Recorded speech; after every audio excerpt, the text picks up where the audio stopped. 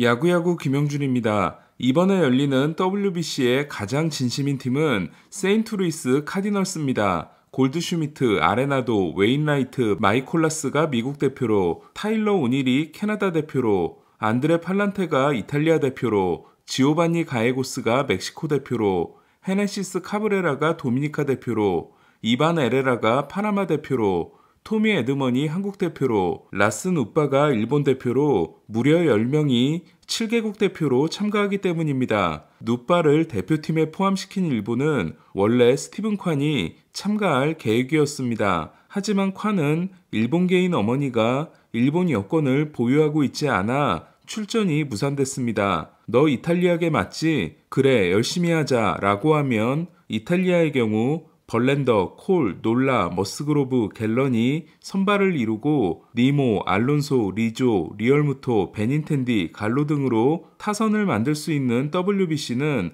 아무나 다 참가시켜주는 것 같지만 확실한 국적 규정이 있습니다. 이에 본인의 출생지나 국적, 부모의 출생지나 국적 중 하나에 제한됩니다. 이스라엘의 경우 귀환법에 따라 조부모가 이스라엘인이면 언제든지 시민권을 받을 수 있기 때문에 시민권을 받고 대표팀 참가가 가능한 반면 복수 국적을 허용하지 않는 한국과 일본의 경우 적어도 부모 중 한 명이 해당 국가에서 출생했어야 합니다. 이에 에드먼의 어머니가 한국에서 태어난 반면 콴은 외할머니가 일본에서 태어났고 어머니는 미국에서 태어났기 때문에 출전이 불가능했던 겁니다. 그렇다면 제가 가짜 뉴스에 낚였던 옐리치의 일본 대표팀 참가는 처음부터 불가능했던 겁니다. 옐리치는 외할아버지가 일본계이지만 어머니는 미국에서 태어났습니다. 반면 아버지가 오키나와에 주둔했을 때 일본인 어머니를 만나 오키나와에서 출생한 데이브 로버츠 감독은 그럴 일은 없겠지만 일본 대표팀을 맡는 게 가능합니다. 다시 옐리치 이야기로 돌아와서 2018년 1월 옐리치가 말린스에서 브루어스로 트레이드 됐을 때 미러키의 한 이민사회에서는 난리가 납니다. 증조할아버지가 보스니아, 헤르체고비나에서 건너온 세르비아인으로 세르비아 정교회에서 세례까지 받은 옐리치는 세르비아인을 자처하고 있는데 미러키에는 배고픔을 참지 못하고 1800년대 후반 미국으로 건너온 세르비아 이민사회가 적지 않은 규모로 자리하고 있기 때문이었습니다.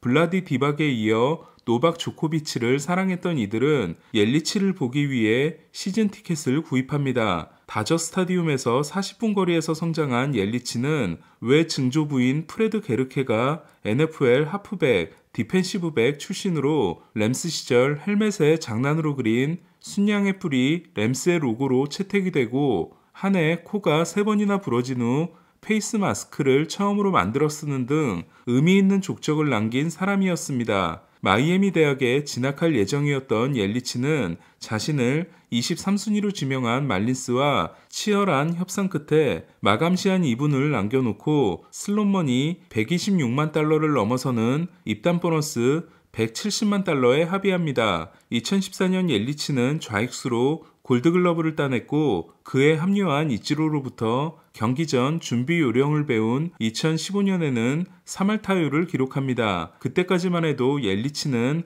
홈런 파워는 떨어지지만 높은 타율과 많은 안타 생산이 가능한 이치로 스타일의 1번 타자였습니다. 하지만 2014년 9개, 2015년 7개를 쳤던 옐리치는 2016년 갑자기 21개의 홈런을 칩니다.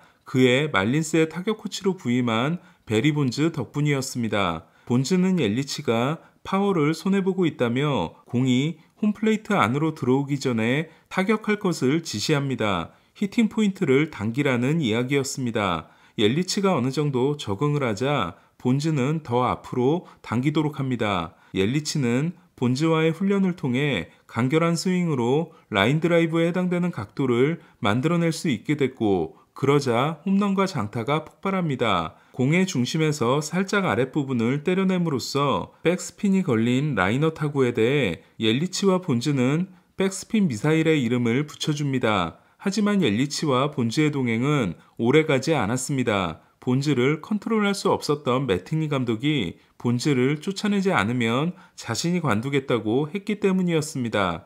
본즈는 1년 만에 말린스의 타격 코치를 관뒀고 옐리치는 지터의 해체 작업을 통해 밀워키로 이적합니다. 밀워키 이적은 옐리치에게 엄청난 축복이었습니다. 세르비아 이민사회의 전폭적인 지지를 받음은 물론 지금은 아메리칸 패밀리 필드로 이름이 바뀐 밀워키 밀러파크는 마이애미 말린스파크에 비하면 타자의 천국이었습니다. 특히 밀러파크는 좌우 중간이 짧기로 유명한데 평균 발사각도를 2015년 0.1도에서 본질을 만난 후 2016년 2.7도, 2017년 4.6도, 2018년 5.0도, 2019년 11.3도로 끌어올린 옐리치는 10도에서 20도 사이에 무수한 라이너 타구가 밀러파크의 짧은 좌우중간 펜스를 넘게 됩니다.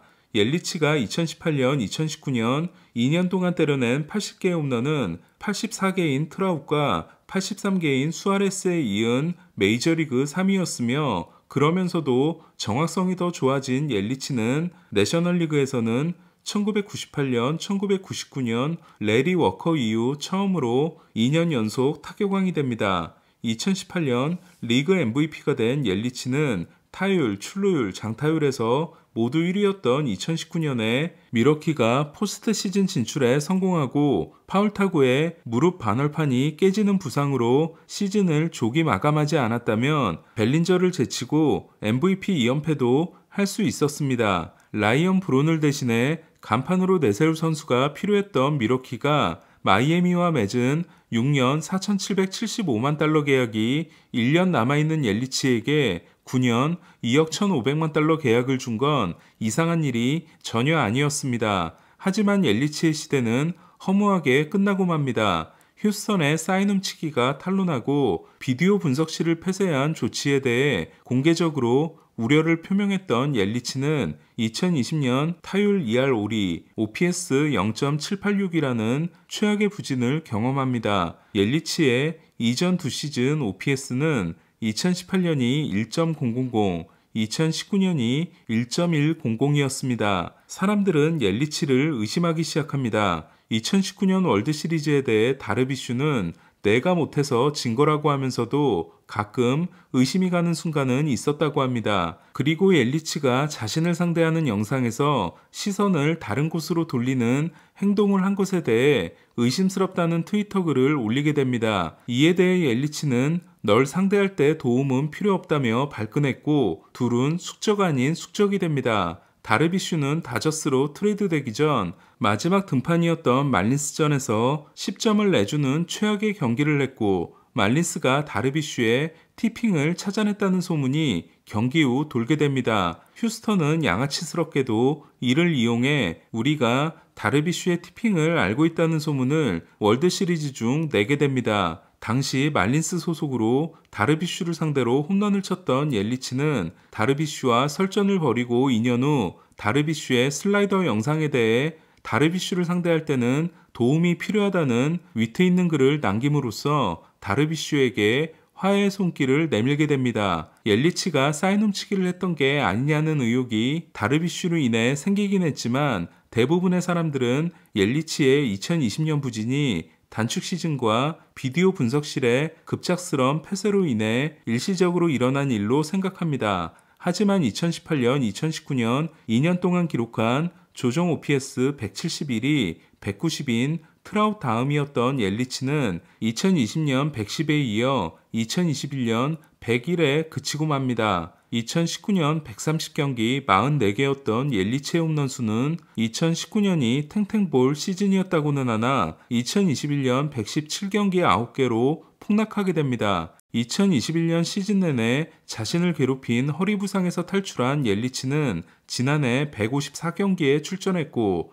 득점, 안타, 볼넷, 도루에서 팀 내 1위를 합니다. 하지만 홈런 수는 14개에 불과했고 타율 2할 오픈 1위, 장타율 0.383에 그친 옐리치는 조정 OPS가 111로 2021년에 100일보다는 좋아졌지만 역시 기대에 미치지 못하는 성적을 냅니다. 타율 2할 5리에 그친 2020년에 옐리치의 평균 타구 속도는 메이저리그 3위에 해당되는 94.0마일이었습니다. 하지만 허리 부상이 있었던 2021년 타구 속도는 평균 91.0마일로 급락했고 지난해에도 91.5마일로 예전 수준을 회복하지 못합니다. 2019년 11.3도로 정점을 찍었던 발사각도도 2020년 7.1도로 내려오더니 2021년 2.8도와 지난해 3.6도를 기록하며 다시 본즈를 만나기 전으로 돌아갑니다. 본즈와 함께했던 2016년 28.1%에 달했던 옐리치의 라이너 비율은 지난해 19.7%로 폭락합니다. 타격에서 정점을 찍었던 2019년 옐리치는 공의 위를 친 타구의 비율이 30.7%였지만 지난해에는 43.3%로 올랐고 그로 인해 2019년 42.8%였던 땅볼 비율이 59.1%로 늘어납니다. 이는 지난해 규정타석 타자 중 1위였습니다. 2020년이 운이 없어서 2021년이 허리가 안 좋아서였다면 지난해 옐리치는 비교적 건강했으며 운이 나쁜 게 전혀 아니었는데도 강한 타구를 만들어내지도 타구를 띄우지도 못했던 겁니다. 지난해 옐리치는 노화가 시작돼도 이상할 게 없는 만 30세 시즌이었습니다. 특별한 반등이 일어나지 않는다면 옐리치는 결국 많은 땅볼 안타를 만들어내는 본즈를 만나기 전 모습으로 돌아가는 게 최선일 수밖에 없습니다. 때마침 메이저리그는 쉬프트 제한에 들어갔고 발사각도가 낮은 타구를 만들어내는 좌타자가 가장 큰 수혜를 받을 전망입니다. 또한 옐리치는 지난해 OAA-5를 기록하며 망가진 좌익수 수비를 복원해야 합니다. 미러키가 지난해부터 2028년에 36세 시즌까지 보장하는 연평균 2,600만 달러는 마켓 사이즈가 최하위권인 미러키에게는 부담스러운 액수지만 스완슨이 2,500만 달러를 받는 세상이 된 만큼 정확성이 뛰어난 1번 타자로 재탄생한다면 제한까지는 되지 않을 수도 있습니다. 벨린저가 다저스를 떠나 컵스에서 새로 시작하는 올해 옐리치도 반등을 만들어낼 수 있을까요? WBC 소식도 짧게 전해드리겠습니다. 토론토의 주전 포수를 차지한 알레한드로 커크가 참가를 확정함으로써 멕시코는 마지막 퍼즐이 완성됐습니다. 멕시코는 커크와 오스틴 반스가 마스크를 쓰게 됩니다. 클리브랜드 칼 퀀트릴도 캐나다 대표 참가를 확정했습니다. 멕시코와 캐나다는 미국이 1라운드 탈락을 막기 위해 쉬운 조편성을 한 C조에 포함되어 있고 콜롬비아와 함께 미국에 이은 2위 자리를 다툴 전망입니다. 오늘 소식은 여기까지입니다. 야구야구 김영준이었습니다.